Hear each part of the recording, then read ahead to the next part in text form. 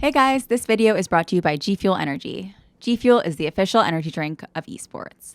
I love G Fuel because it's a healthy alternative to any other energy drink. G Fuel is filled with vitamins and minerals. It has 0 carbs, 0 sugars, and 15 calories.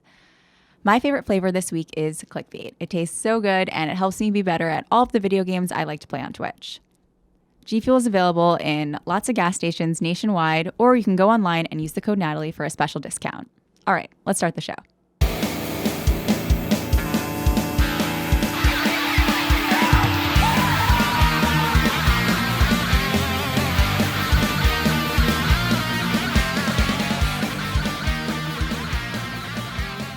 I'm dying at you watching my intro video. Hey, you chose it, not me. You chose everybody to watch you do that. I just happen to be here right now. Welcome, everyone, to another episode of Help with Natalie. I'm here with the amazing comedian, Jordan Jensen. Hello. Jordan, how are you today? I've got allergies. Me and Tom Takar. Good thing Tom didn't come because we'd both be falling apart. Me out of my nose and him out of his mouth. Tom Dakar rests, his tooth rests in peace. Hopefully he killed that thing. Yeah. Jordan, I am really excited to have you. Jordan is one of the most hilarious comedians. Oh, thank you. Thank you for saying comedian and not women. No, that's disgusting. You are such a great joke writer. Like I have referenced your jokes in conversation, and I have literally sent people your stuff, just being like, so I want to be like this comedian. Thank you. I'm not even much. sucking your dick because you're on my podcast. No, you told me once that you like that dead body one. I love your dead body joke. But yeah, people really clam up on that sometimes. That's how you can gauge an audience. You're such a good writer. You're one of these people where I watch your clips. And I'm like, oh, this can be good. This will have a punchline. Because I used to be a really fat kid. The fat kids are the best. If you used to have type 2 diabetes, you just have to become a good writer or you'll kill yourself. So you have an awesome, you're killing it in comedy. You're working the cellar, you open for Louie, you're doing great. Yeah. Does it feel like that? No, certainly not. No. As soon as whatever level you get to, it doesn't. Okay. I can't get on late night and too dirty, and you want to be doing more things. I would like to be more. Yeah, I would like to have any credit besides Louie and Raw Dog Radio. You know what I mean? I would like to get out of the Sirius XM category that me and shout out Ian Fidance are stuck in forever because we're too insane. Yeah. But yeah, no, I really like it. I mean, the cellar is amazing. It rules to be able to do that many reps in a week. And other clubs have been really nice to me, which is fun. And yeah, I'm lucky. I feel very fortunate. And Louie is he's a good dude. He's one of my good friends now, and he's so helpful with comedy that I'm very fortunate for him as well. I'm grateful for him. And but yeah, I feel like I'm doing okay. People have I think the Instagram thing is something that people kind of tweak out about, but as a barometer of how well you're doing based on how many followers you have. Mm-hmm. But I think that if you don't care about it's like a guy. If you don't care about it at all, it seems to do well. So yeah, everything's pretty good. That's true. It is like a guy. It is, right? If you post a video and don't look at it for a bit, it'll come back and it'll have so many views. But if you watch it, it'll be fuck you, bitch. I'm not gonna. It's so true. I think I said that to you a few weeks ago. I'm the videos I put so much work into, no. But the ones that I just pull out of my asshole, they do fantastic. It's really fucked up. Yeah, it's really fucked up. Slow burn. Yeah, that's the way the cookie crumbles. Yeah. So I must ask, what is the best advice you have ever received? Oh, the best advice I have received. I would say, okay, Louie has given me probably the best advice of anybody because of comedy. It's comedy related. Mm-hmm. And one thing he said was I was kind of down on myself one day for being so dirty. And he was like, you don't get to choose what kind of comic you are. Mm-hmm. And that really stuck with me because it was, it kind of just freed something loose in me because I was always I wanted to be able to Gary Goldman up there and just be like super, you know what I mean? And it's almost like as soon as he said that, I like started writing more cerebral or whatever. But that was probably some of the best advice I've ever gotten, was like, you don't get to decide the person that you are on stage. So you might as well just accept who you are and, you know, write from where you actually exist. So that was really good. I'm trying to think of one time my dad was building this foundation for a house, and it was like a story up, and there was this what is it called? Like a plank going across the whole foundation. And I was really scared, and I was like, should I crawl across it or should I walk across it? And he was like, you need to walk across it. And I was like, that's terrifying. I'm going to crawl. And he was like, don't crawl. It'll be worse. And I was like, okay, I don't know how that's possible. So I walked across it, and then I got to the other end, and he was like, why crawl when you can walk? and I think about that all the time, about how my dad almost killed me, but it also is something that I reference in my brain a lot. So those are probably the best ones. That's awesome. Yeah. I love both of those. Yeah, pretty good. Damn. Well, for the comedy one, I like that. I definitely get hard on myself about the one time like management or agency like reached out to me, they like asked me for a tape, and it was like a big agency, and I was so excited. So I sent them my tape, and they were like, your comedy is too much about, like, you talk too much about yourself. Was their feedback. They were like, you're talking too much about yourself. Oh, you don't have like the airplane trays out here, like that kind of stuff. Yeah, totally. Yeah, they're like, this is not relatable enough to like the general public. And I was like, like my stuff isn't my stuff. My comedy definitely is like my story, for sure. And I was like, I definitely don't talk about the airplane trays, or it's crazy that pizza is so burns the top of your mouth. Yeah. But how long have you been doing comedy though? 4.5 years. So you're at 4 years is like right when. Yeah. But you're talking about your story up until I feel like 6 years in. Yeah. Because that's all you can draw. You don't trust yourself enough to notice things, point them out to people, because you're like, I don't know anything. I'm going to talk about. So I think that is totally normal. I feel like it's only in the last couple of years that I've been able to be like, all right, can we just address this issue? Yeah. And it is fun once I feel like you will start doing that, because eventually you run out of the well that is yourself and you move on to other things. Yeah. But I do think I remember getting to that point too, where I was like, man, my whole set is just my life story. Yeah. You know what I mean? Which is like for JFL or for, you know, things where you have to like do late night where you're like, this is me. I'm a Jew from Kentucky. You know what I mean? I just said Ron, Jew from Kentucky. That just came out of my mouth. But then you move away from that, I remember very much that point. So yeah, I feel like I'm starting to write jokes that are like, they start with me and then they like go, isn't it crazy that this, like, they start to branch out into that. Yeah, but it just like, yeah, it's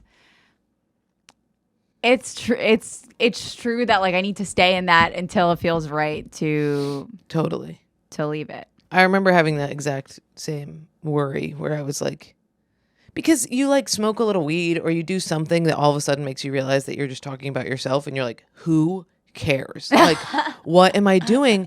But people do care, you know what I mean? And it's not that they care about what you did that day, but what you're talking about is funny. And I think that, I think it's like because you're young, right? How old are you? I'm 27.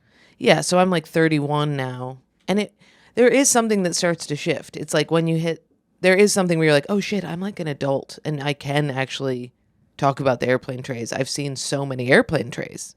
But before that, you're like, what the fuck do I don't know. I haven't done anything. I don't know. I've only done my life. So I do think I think that's really normal to have that, like, to have the battle of like, fuck that, I am going to talk about myself. And then also the shame of like, I need to talk about other things. And it does just happen naturally, I think, where you get bored of yourself and you're like, okay, moving on to airplane trays. It's interesting because until this moment, I was just like, well, you know what? Maybe I'm just like, that's just who I am. I'm just talking about myself. There are plenty of comics that are just like storytellers. And I'm like, it's not that my act is storytelling, but I'm like, maybe I just talk about myself. It's not like I'm just talking about myself, but you get what I'm saying, right? No, totally, yeah. They're not necessarily generalized jokes about people. Sometimes they are. Like, I'm starting to write more that way, but I don't know. Yeah, I mean, I don't think there's any reality in which I would go up on stage and be like, can we talk about airplane trays? It would be like, I was on a plane and I saw a tray and it did this thing. Yeah. And there are people who just go, let's talk about airplane trays. Mm-hmm. And yeah, I think that's what you were saying about branching out, where it goes from you just being like, this thing happened to me, to this thing happened to me on a plane. Speaking of which, let's talk about planes. I think that becomes more normal because I think that it's like the first album phenomenon. It's like people put out their first album and it's like me in 5th grade, me in 6th grade, me. Mm-hmm. And then their next album is like observational. Right. You know what I mean? Because you do get to you get to a point where you're like, okay, now that I've like filled in everybody on who I am, now I'm just talking about what I'm going through. And I think what comes with what I'm going through is airplane trays. You know what I mean? Because it's like moment to moment as opposed to going through my past. What do you feel like you talk about the most in your act? Because I don't really even think of you as that dirty of a comic. Yeah, I think it's less dirty. It switches. So it's whatever I'm going through. So it was like, when I was dating somebody, we were just having sex for 2 years and I hated the person, but we just had so much sex. So I was talking so much about sex. Mm-hmm. And then I started, we broke up. I started dating. So I was talking about dating. I started seeing somebody I liked. I talked about that. He broke up with me. Now I'm talking about like depression. You know what I mean? Like, mm-hmm. But a few years ago, it was like I would talk about OCD or my mom's. Mm-hmm. But now my mom's, I don't talk about them very often. So it just is whatever I'm going through in that moment is the dominant part of my set. Right now, it's about how to deal with depression and anger. And And it's been like a couple months now that I haven't been bringing sex that much into it. But there was like 6 months where it was like sex heavy, like the whole way through. And I definitely feel better about doing the depression stuff. It feels really good. So yeah, it just changes on whatever I'm going through. It used to be like, these are my moms. They are gay. I am not gay. I do carpentry. And there's still some of that in there, but the biography was dominant. And now it's more like, okay, by the way, this is my biography, but moving on, depression. You know what I mean? Okay. So yeah, that's probably, yeah, I would definitely say the majority of my set is incredulousness, is just being like fed up. Is just furious. Do you feel like, say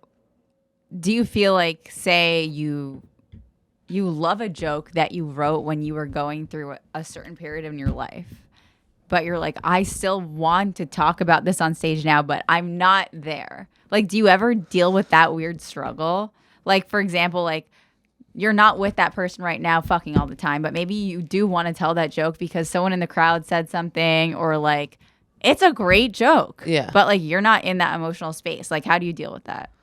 All the time. I mean, definitely, like, even I was with Colin last night and he has a joke that he's, it brought back that he hates that's about sex. You know what I mean? So that happens where I have a lot of jokes that are about sex that I'll bring in to like pump up, to pump up the audience because they love dirty stuff, or if I see that on them.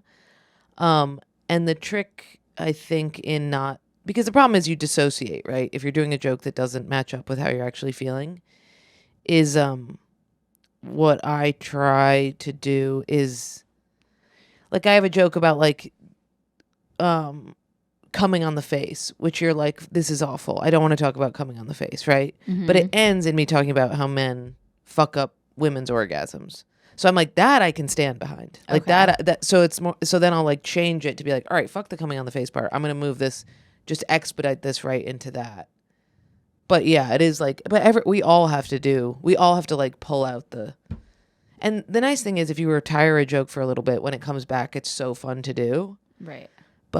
And I think people are different. Some people have an act where they're like, I step on stage and I am this person and I do joke. And sometimes I add things in and take them out. But for the most part, it's a performance.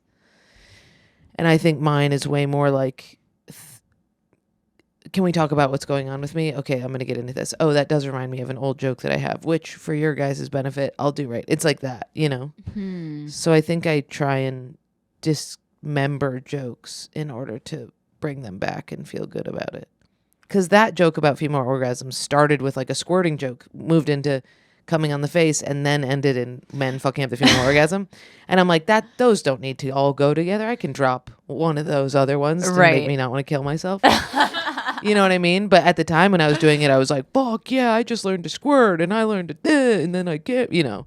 But now I'm like, we don't need to talk about that at all. You know? So it is. And then you have to do a set where you do an hour. Right. And then you do all of them. Yes. And that sucks. Yeah. You know what I mean? And you're like, fuck. So I think the trick with doing an hour and not wanting to kill yourself is also is breaking up the jokes and moving them into different parts. Because if they get stuck all together, you really... No, then you have a section where you're like, all right, let me move through this section of things that I don't 100% stand behind anymore. Let's go. Boom, boom, boom, boom, boom. But that, I mean, the audience can like totally feel that. Yeah, I agree. It is... Yeah, totally. And it can make you just like check out and not put any love into the joke at all. But that's like the cool part of comedy is you can't really autopilot. I mean, at least I can't. Like if I'm doing an hour, I have to think about it and not accidentally fall into the trap of doing a bunch of old shit. Right. Or like mixing up people in my, you know, like I have breakup stuff about different people. Right. So then if I blend that into one person, that doesn't really feel right. You know what I mean? It's not honest because they're different people. Yeah. So it's way better for me to just be like, this happened with this person. This happened with this person. Let's, you know. Yeah. But yeah, that's why the late night shit sucks because they're like, just, you know, this is what we want to depict, and you're like, I'm submitting right now, and it's like I opened up with like depression, breakup, and he's like, this is too dark, and I'm like, all right, I'll take it out, but that's bizarre to me. I mean, it feels insane. And then you try and get the tape again, and you have this like 5 minutes up top that's like clean and not dark. And then you're like, okay, now that's done. I want to die. You know what I mean? And it's very strange. But yeah, I think that's the good. Louie taught me that too. I had a joke that was stuck together, and he said, I forget which one it was. It had 2 tags at the end of it. I would say this one, tag number 1, and then I'd be like, and then tag number 2. And he'd be like, just take out tag number 2. Tag number 1 kills. You don't need to. And I was like, oh yeah, why do I say that one? And he was like, it just got stuck. You did it once. It was great. And it got solidified or cauterized together. And you just have to remember. And he really was good at that, at being like, don't let things become permanent in your head and just trim all the fat off of all of them. And then when you're saying them, it'll just be like, here is a joke for you, and not like, here's a joke, but also here's one little thing that I said one time in front of an audience and it worked, and now I'm saying it to you hoping you're the same audience, but you're not. So now it's weird that I'm rambling, you know? Right. That's a very good point. How do you do that? Like, how do you gain that extra perspective? Because for me, it's like, it's hard to give yourself that other perspective on yourself, like on your set. Do you know what I mean? Yeah, totally. Like, how do you realize, like, okay, I am doing that? It is hard because, I mean, my mom has been like, she's watched like a tape of mine and been like, you say ridiculous or maybe insane or something. Like, she was like, you said it like 14 times. And I was like, oh, wow, I had no idea. You're like, oh, wow, that's ridiculous. Yeah. I was like, that's insane. And everybody has those. But I do think that other comics help a lot, typically. And I also do think that looking at a joke almost as if it's like, how do I say it? I don't want to say a tweet. That sounds awful. But almost as if it's like a transcribed written idea. Mm-hmm. So it's like I have one, let me think of one where I tee it up. Like the Tinder one where I'm like, I write to these guys, would you rather da-da-da-da-da or da-da-da. And then they write back. And okay. And Louie was like, don't say, when you say they respond, don't say they respond, I swear to God, every single time the same way. He says, just say they respond with this. That you don't need to do all of that. Like, So I think that looking at your set, and when you start to do those moments where you're like kind of just filling in you're just like rambling slightly with extra fluff around it. But I would say I never notice those things until somebody points them out. It is very helpful when other comics will be like, you don't need that in there. Do you do that thing of transcribing your sets ever? No, I just heard about this. Yeah. Zach Zimmerman was like, he was like, you should write your whole set out. My mom said the same thing. She has no idea about comedy. And I was like, I've tried, but it's the most tedious like activity.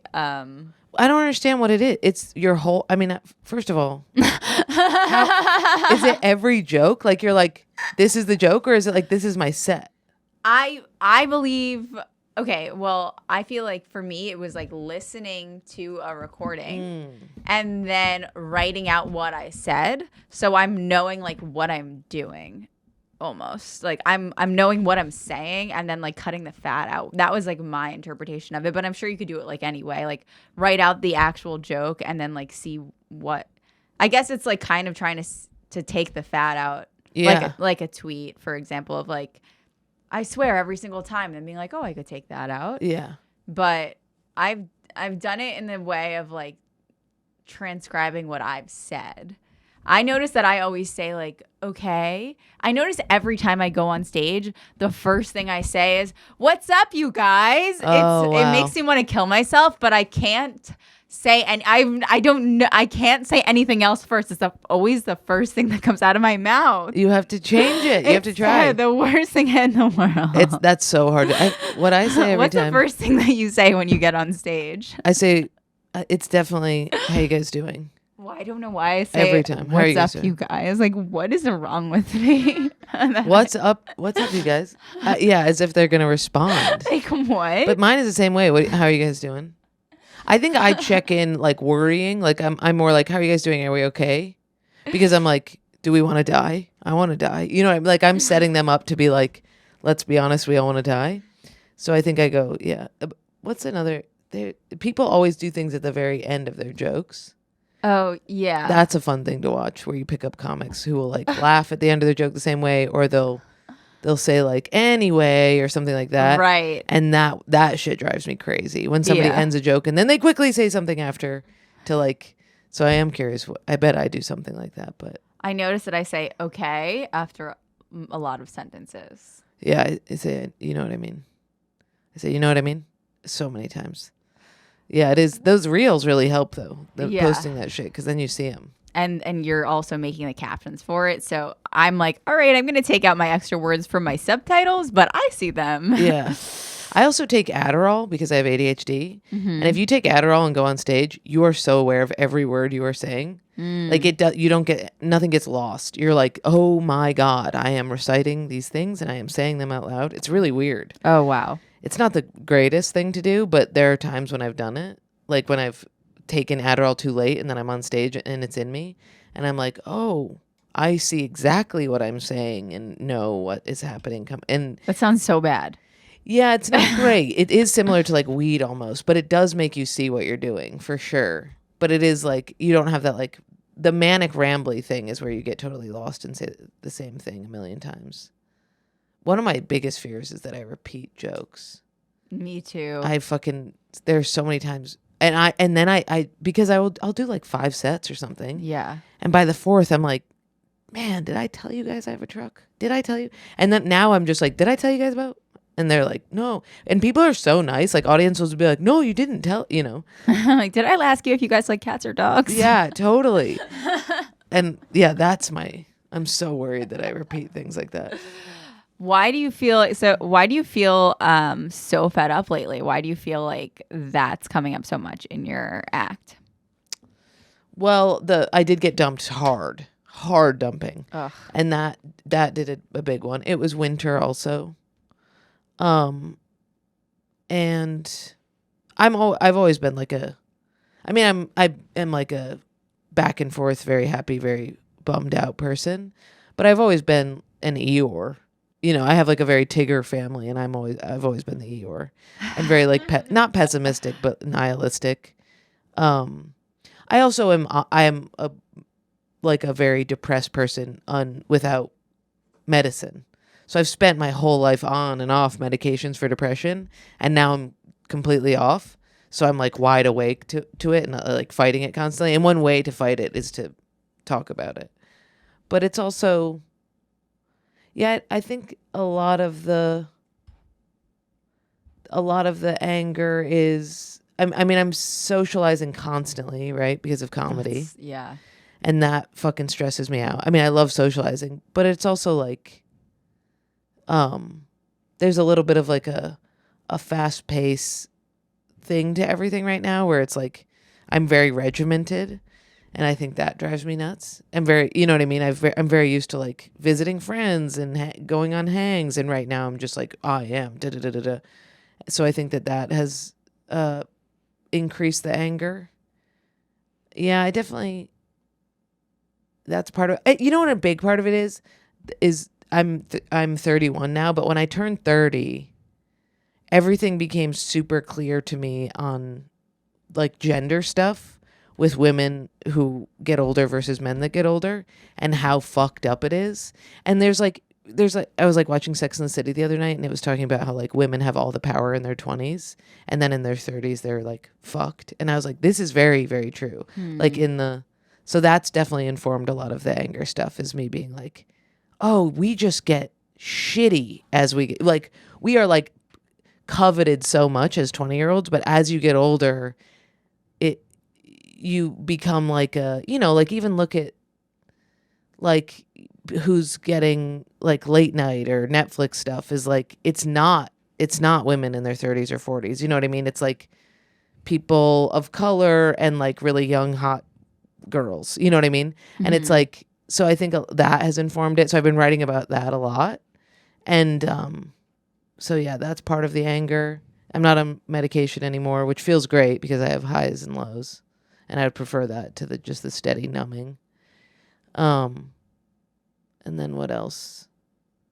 Yeah, I mean, I also have switched a lot of my set to being like, I hate this, to identifying what are like the really good, funny things about being alive. But it is in relationship to depression. Like it is like everything sucks. But I did see this homeless man do this thing that was really good.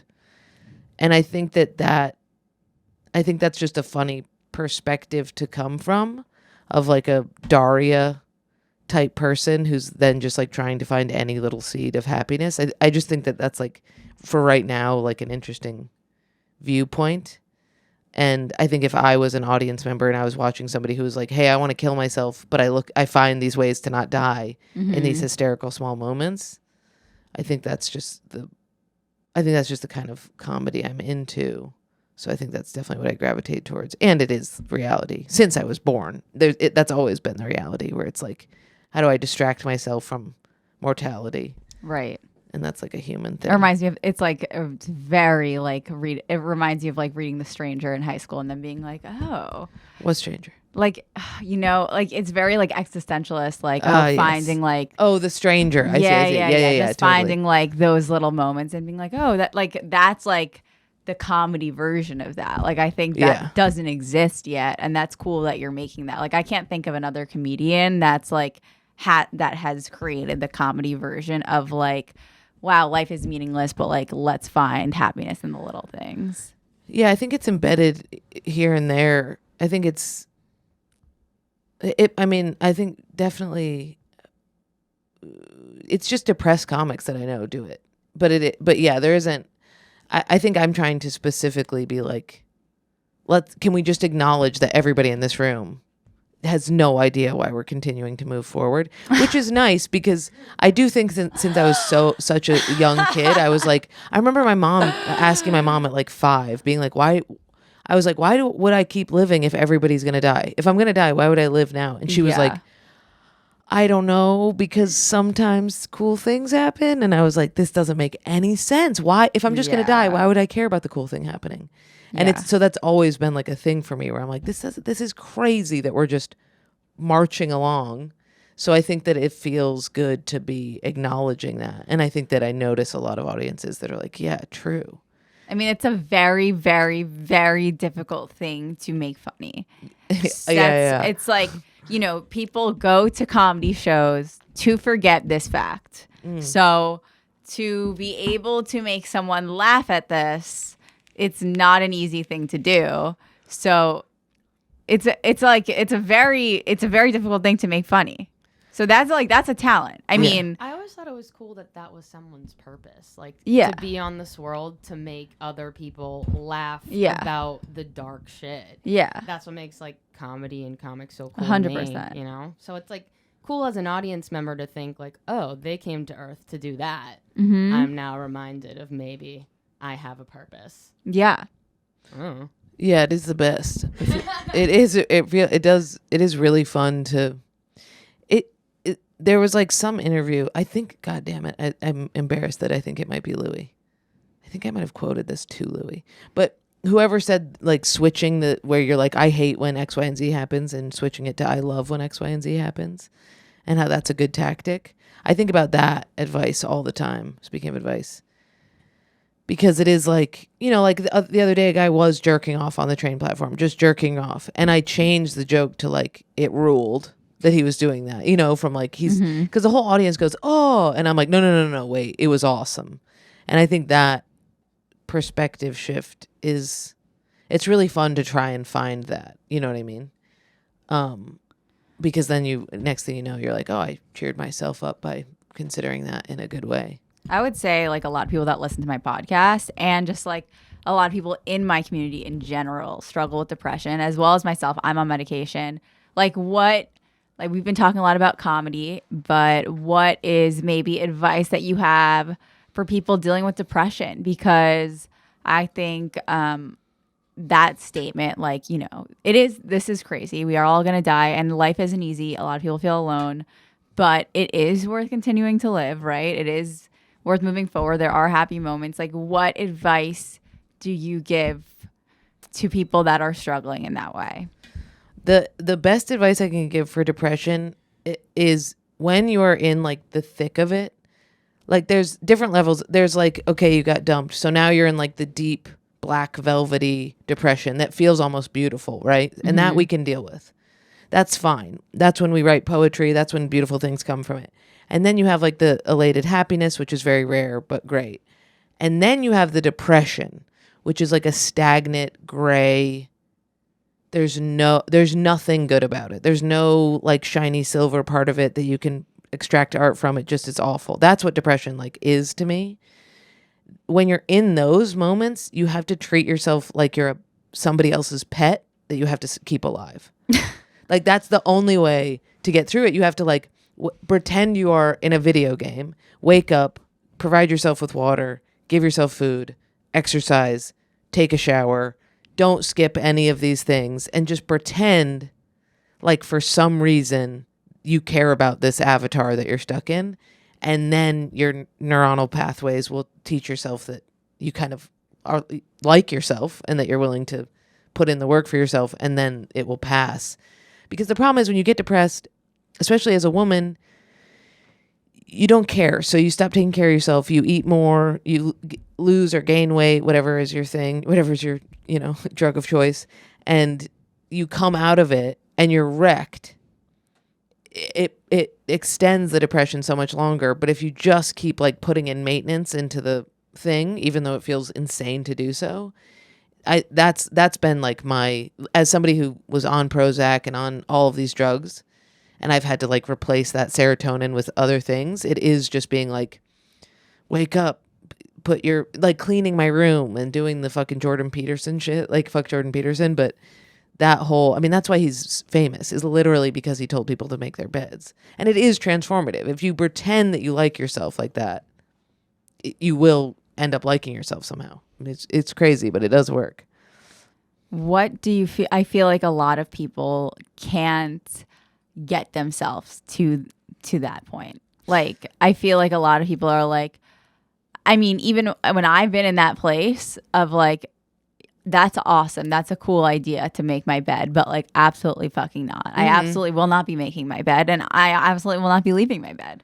Like, how do you even get that? Like, how do you get there?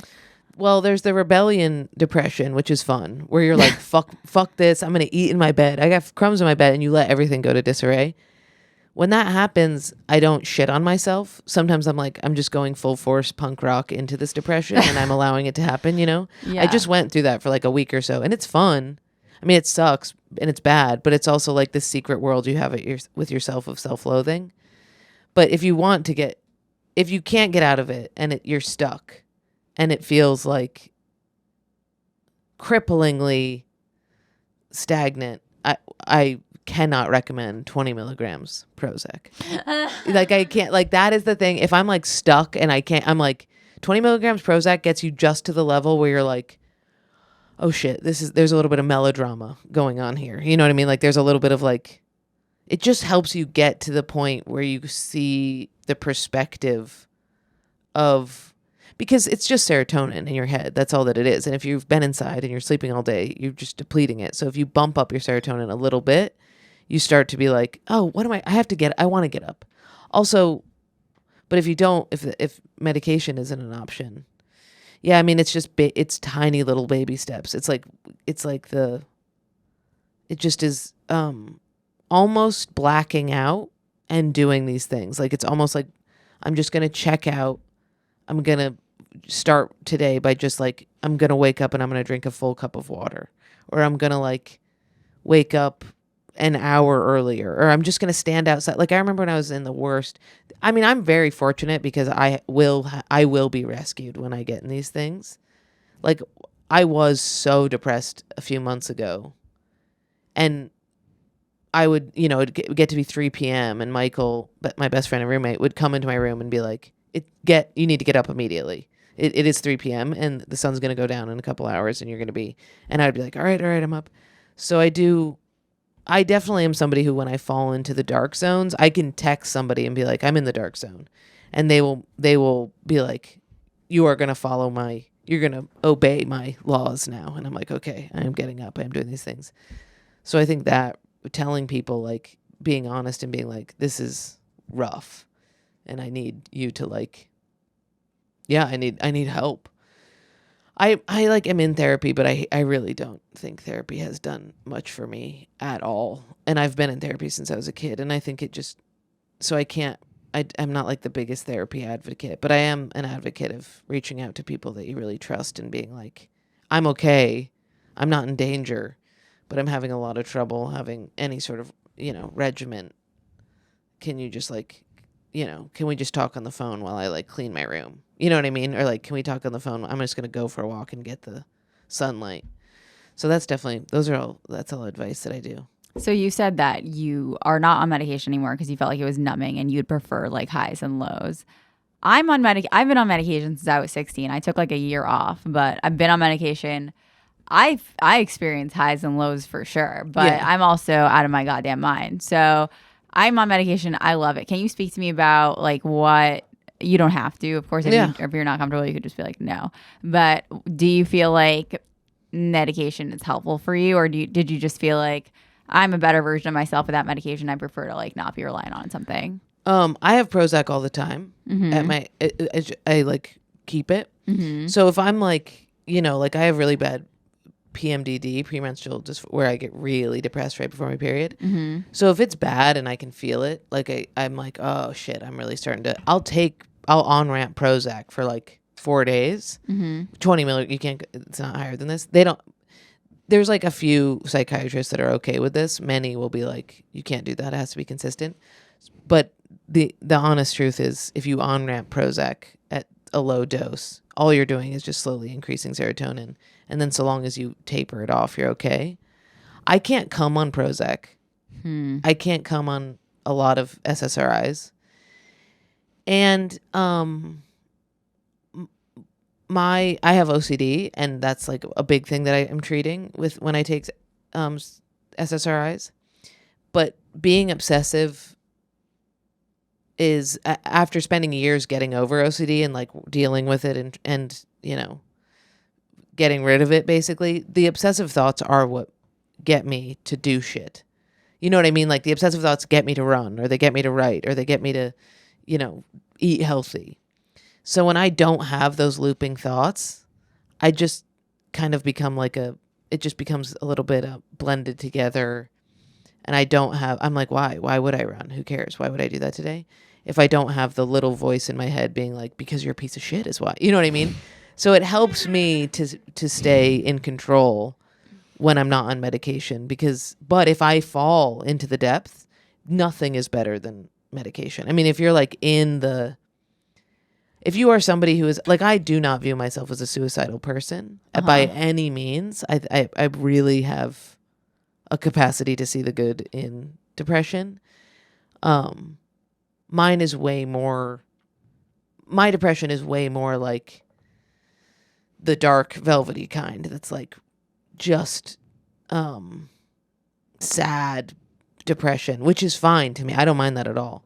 But when I get into those stagnant gray zones where it's like, where it's just like this, there's nothing good about it, then I will do medication for a couple months. So yeah, I just have, but I've been taking medication since I was 12. And so I'm pretty good at figuring out what I need and what's going on. And if I start to feel myself dip, I'll be like, oh shit, I've been waking up at 2 p.m. I don't have enough sunlight. I have to fix my vitamin D and my serotonin levels. But I am like an alchemist with my own brain chemistry, I think. I was just thinking it's like a plant, like sunlight, water. Yeah, totally. And you can really fuck it. Like, that's why this like Vegas trip is like, I have to be so careful with it, because I'm like, I know that if I'm in a casino at all hours of the day, it's going to really fuck me up. And if I'm seeing all the depressing people hook up to oxygen, it's going to plummet me more.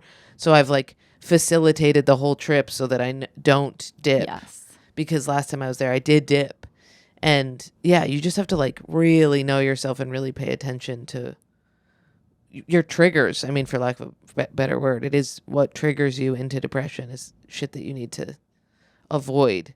Which is hard to do because if you're a depressed person, because sometimes the only thing you want to do is torture yourself. So you go right in for that. Being a depressed masochist is so hard because you're just like, I don't want to be depressed, but I do. Yeah. It's fucked up. It's brutal. And you can give yourself, when I fall into those deep depressions, I'm like, you're allowed to do this for a while. That's okay. Yeah. It's funny when I don't know, like I'm like 31, so I'll have like the 2 weeks where I'm in bed all the time. And it does feel different as you're like, I am an adult. You know what I mean? Like I have to, at a certain point, I can't just be wallowing in this like what feels like now like a postpartum depression type shit as opposed to like a teenage angst. So I do think that helps also. Also, I feel like you have this realization where you're like, the only thing that makes me happy is thinking about, not the only thing that makes me happy, but you just all of a sudden realize that you are like, you just solidify your behavior by doing it. So if you just are somebody who stays in bed, you show up to yourself as somebody who's always in bed. Totally. You know what I mean? You show yourself like how to think of yourself based on like your actions, based on the people you surround yourself with. Like, I know that like I'm going to think of myself a certain way based on who I spend time with and how I spend my time. And like, I know today after this podcast, if I don't clean my motherfucking room, it's not going to be good. Yeah. It's really my streaming desk right now. It's a mess. Yeah. And my room right now, it's really, my sheets, they stink. I've been sweating a lot in my sleep. I have to change them. Yeah. It's good. The best thing to do. You got to clean the room. You have to clean the room. You have to pretend that it's somebody else's room. That you're staying in an Airbnb and it's not yours. Yeah. We don't like ourselves. Therefore, you have to pretend. That's what I always do. I'm like, somebody else's room. It's so weird. It's like I do like myself, yeah, but also like I really do like myself. I'm really proud of the person that I am. It took a long time. Like really didn't like myself for a very long time, but recently like I really do fucking like myself. I'm very proud of the work I put into being the person I am. That's great. But I still can't clean my room. Well, just like yourself for being somebody who doesn't clean their room. You know what I mean? Like sometimes you're just a messy girl. I'm a messy girl. You know what I mean? Yesterday, I literally was walking around the kitchen talking on the phone, and at the end of the phone, I looked down, and I just had crumbs over the entire kitchen. I was like, what was I doing? Just raccooning? Or like, how did I cover the entire floor in cookie dust? It's very bad. Yeah, it's really bad. The way I eat is so disgusting and embarrassing. I'll never be a person that can be brought in public to eat. Yeah, it's not good. Yeah, I feel the same way. I like eating in the middle of the night alone. I want to eat underwear. Facing a wall. Yeah, I want to eat facing...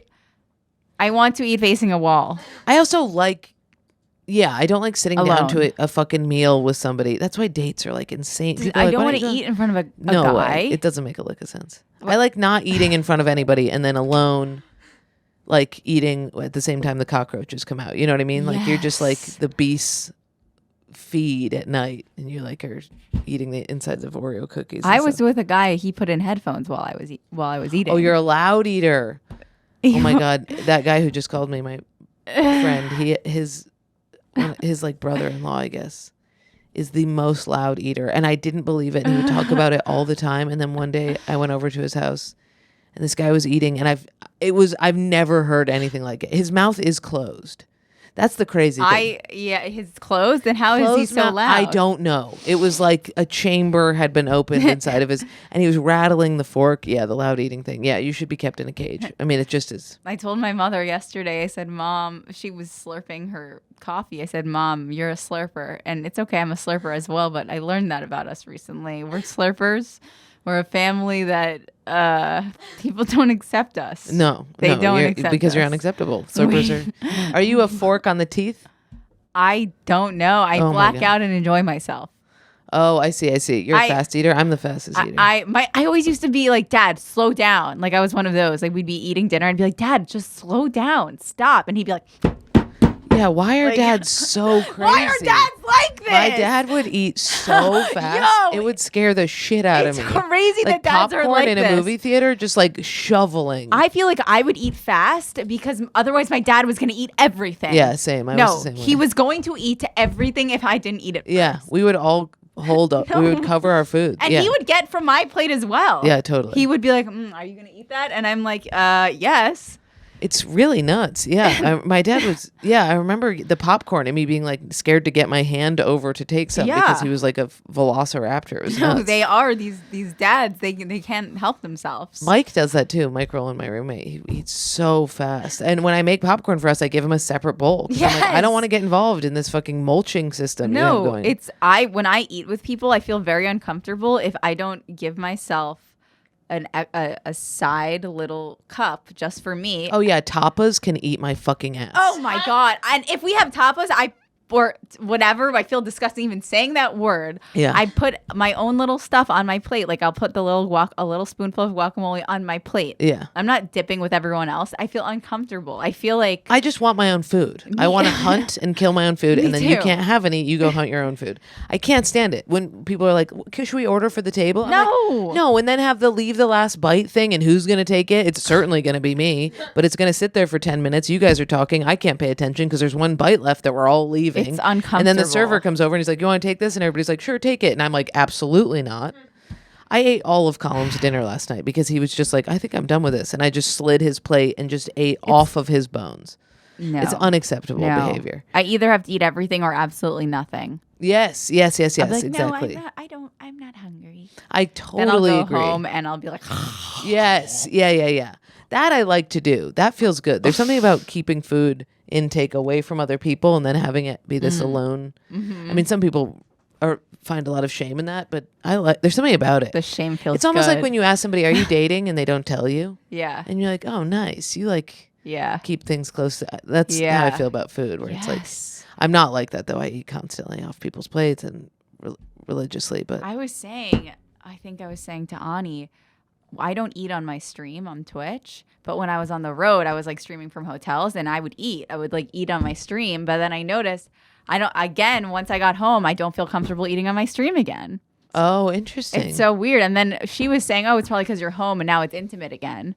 But it's weird. Like I don't feel it's too vulnerable. Yeah. I was rewatching a clip and I was like, I was talking with food in my mouth.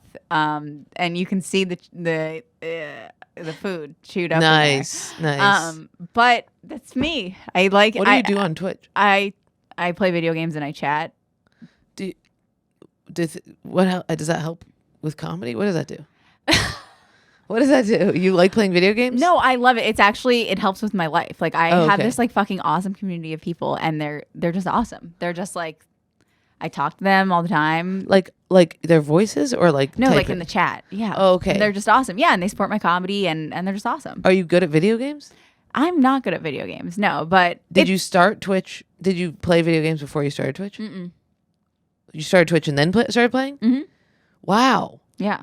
So, and you're good at them? No. Oh, you're not good at them? No. What do you play? I play like Mario Kart, like kids games, Mario Kart, Kirby. Okay, cool. But it's more just like it's an awesome community of people, and like they come to my shows and they like meet each other, and it's awesome, and like I get to meet them, and me just talking feels more like it's kind of like a podcast ish. Oh, okay. It is like a way to think you're about talking it. into them. Podcast? You're talking into a mic. Like an interactive podcast. Yeah, it's more like an interactive podcast. Oh, that's kind cool. of thing. That's like, very cool. Like a lot of it's just like me talking. Yeah. But so if somebody was like, if you had to stop playing the video games and it was just, that's fine. Yeah. The video games is just like a side.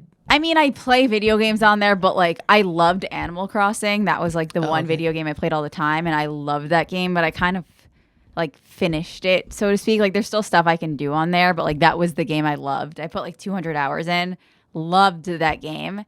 And I play Mario Kart on there, and I play it with people that watch, and it's like fun, but I'm still searching for like the next game that I love the way I loved Animal Crossing. Now mostly I just like talk to people. Yeah. Like I'll just tell them like, I don't know, we just talk. And it's just like, I'm telling you, these people, like they're the reason I don't feel alone. Really? Yes. Like I can't And they're all over the world? Or the United States? Mostly the US. Okay. They're just like awesome. That's great. I don't know how do you get to choose who is talking to you? Anyone. They're not, it's not like, it's just right. Yeah. Okay, it's a chat. They're just awesome.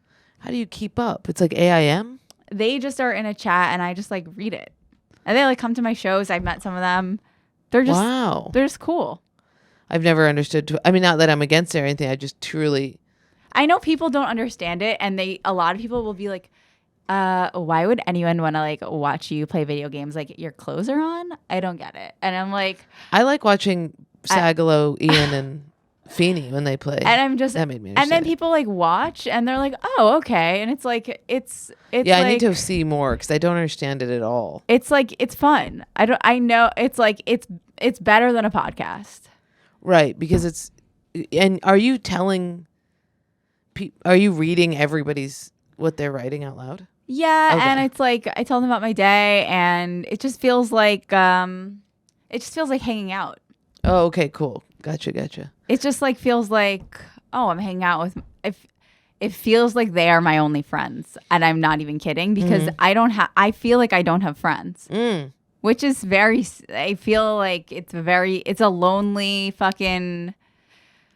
Wow, take some of mine, Jesus Christ. No, I'm like a codependent. I collect them like Pokemon. I feel I have no friends. Like I feel like very because of New York City. Yeah. Just I feel like my problem is that I feel like when I feel like it's hard for me to have friends. I feel like I have to be very good friends with people. Like it has to be like a close friendship, and it's just very hard to make like those genuine relationships in entertainment. And so I just feel like I keep getting disappointed, and it's just like. I don't know. I just feel like I'm alone. Well, what happens when you make a friend? Well, how does the friendship usually end? There must be some pattern here. The pattern? I just feel like I get too close with people, and then it's like, blah. Yeah, but I get close with people, but then it doesn't do the blah. Yeah. What does the blah look like? The blah? It's only happened like 2 or 3 times. Oh, okay. It's not like that much. I'm also kind of a loner. Yeah, because I have the relationship thing, right? In relationships, it always turns to shit because I suck in relationships. I think I almost create a non-romantic relationship with female friends. I almost am like dating female friends sometimes. Okay, so it gets too codependent. Yes. And then they back away or something, and then you freak out, or you back away and they freak out, or we just like fight over something, and then we don't talk. Like we don't resolve it. Oh yeah. I gotcha. Interesting. I guess when I fight, I'm like allergic to having people be mad at me. I have to repair all of that immediately. So I'll definitely. I'm kind of like, I'll get mad at them. What's happened, it's only happened twice with 2 female friends that I was very close to. And what's happened is I've gotten mad at them and been like, fuck you, I never want to speak to you again, is what's happened. Oh, yeah, the grudge girl. You're a grudge girl. That's what's happened. Yeah, you got to stop having grudges. It's a problem, and I've decided I'm not going to do that anymore. And I haven't. but it's a problem because I can feel so fucking betrayed by someone, and then it's just like this fucking Italian thing in me. Like it's just like if I feel betrayed by someone, I can't even. That's what I have in relationships. I want to give you a tiny bit of credit because in some of those situations, there are maybe some narcissistic things that we don't need in our lives. That sometimes you don't need a person in your life, but I could deal with it better. I could deal with it better. I would say I think that the best like thing I've realized is like if you were like living the other person's life, you would have done the same thing. Like, you know what I mean? Like when somebody, because I have that too. I have the like betrayal. I just don't have it with friendships. I'm like, if you betray me, I don't know. There's something about it where it's like, it doesn't bother me. But in relationships, if I feel betrayed, I do this thing where I'm like, I'm so alienated. How did I ever, I feel like I don't know you all of a sudden. And then I try and be like, if I was them, I would have ended up doing the same thing. Like, it's not a malicious thing. It's like the empathy, we're saying. Well, I mean, more like imagine that, like, because they become like a demon to you, right? Yes, like you where feel you're like they're like out to get you. Right. Yeah. So then realizing that like, no, everything in their circumstance led them to that point. Right. And it wasn't out of malice. It is really difficult. And it also is hard, you know, women can be really competitive. Yeah. Yeah. I probably have the same amount of male and female friends. And I think that because I operate so much like a male to my female friends, that I don't get that competitive thing because I'm such an other. But they will have inner turmoil. But for me, I'm kind of like just the boy of so they don't have like there isn't a competitive woman versus woman thing. I feel like women feel very competitive towards me in a way that makes me feel like dog shit. So I'm just like, I'll keep to myself. Thank you. Yeah. That happens to my sister a lot. So I'm like, do you want me to slit my face so you can be my friend? Like, I don't understand. Oh yeah. Do you want me to be ugly so you can like me? That kind of thing? Like I don't know what to tell you. Like, there's only one fucking friend I have in comedy that I can tell him something, a comedy achievement, and he'll be happy for me. You know what I mean? Oh, female comics. Yeah, I probably have one female comic friend. No, I'm talking about comedians. Yes. I'm talking about comedians. Oh, yeah. Well, that's the thing. I mean, it was my birthday the other day, and I have so many non-comic friends. And that's my problem. Yeah, that's where I put all my energy. My problem. I'm talking about comedians. I mean, comedians are, first of all, we're all fucking brain damaged, but second of all, we're all in the same. We're in the same. So yeah, I mean, when I moved here, I really made sure that I stayed very close with my friends from back home. All my friends in Nashville constantly, and we're very close. And my comedian, on my birthday, I was like, I'm having a birthday party, no comics, I'm not doing it. It was all friends from Ithaca. And it was great because I could just be like a kid that they were like, it's your birthday. You know, you can lay on the ground and we'll just talk with each other and talk to you. And I was like, I can't handle the comedy thing of introducing people to each other and feeling like we're all checking in on the career stuff. And obviously comedy parties and comedy hangs are great. No.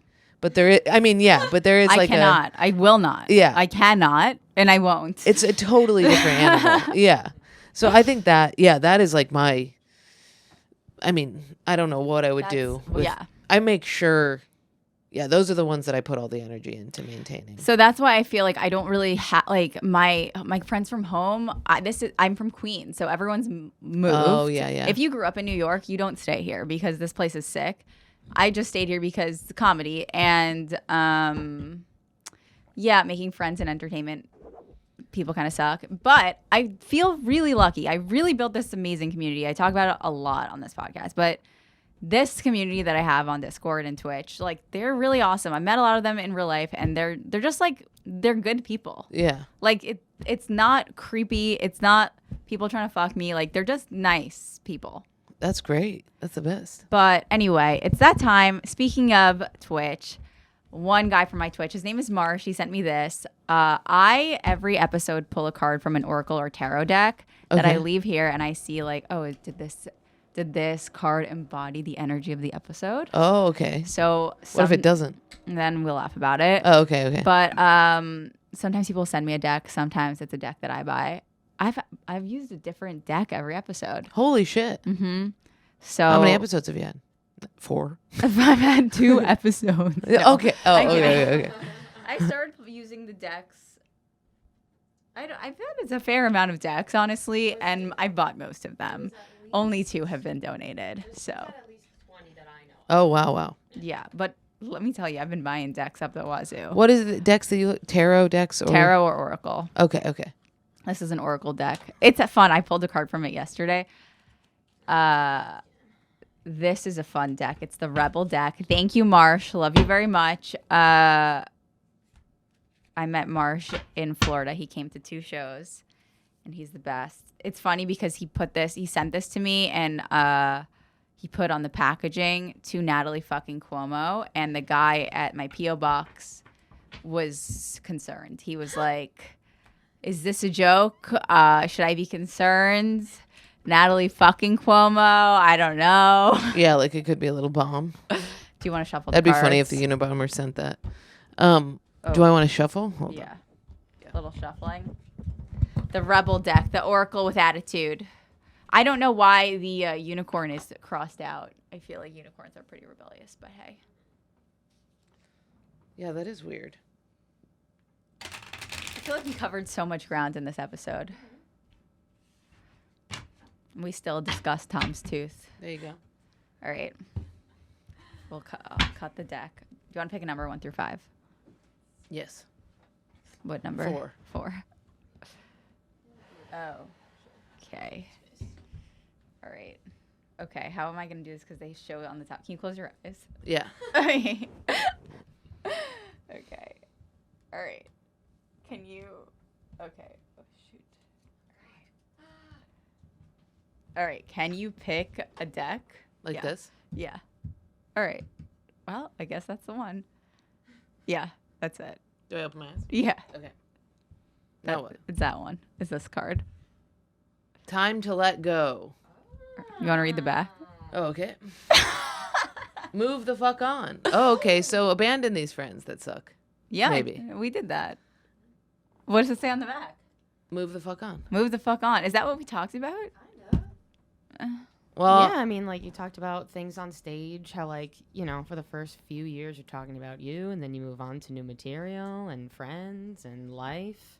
Yeah. Depression. Maybe it means time to kill yourself. You know what I mean? We're talking about depression. Time to let go. Fuck it. I feel like we should pull another card. You want to pull another one? I don't feel like I related Why to don't that you one. pull one? Okay. Here, I'll Maybe do I should it. just pull it from the deck. Maybe you don't cut this deck. Okay. All right. I mean, why crawl when you can walk? Move the I fuck also on. did just go through a breakup. That's very Okay. Wow. All right. There we go. Move the fuck It very on. much pertained to me. When I looked at it, I was like, ugh. Okay, good. We like that. Okay. I have not been moving the fuck on. I saw him the other day open the door to the fat black. He was standing right there. Ready for what I did? This is awful. I went, oh, no. And he closed the door. It was so bad.